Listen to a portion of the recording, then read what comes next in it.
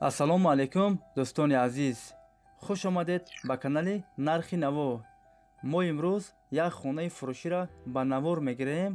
Хона қарор дорад дар шаҳри Душанбе, райони Сино, маҳаллаи Зарафшон.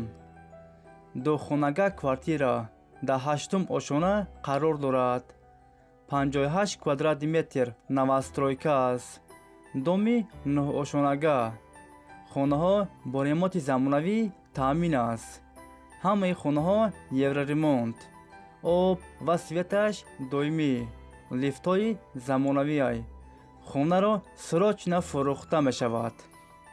касе харидор аниқ бошад, занг занед, бо маълумоти бештарро аз соҳиби хона дастрас кунед.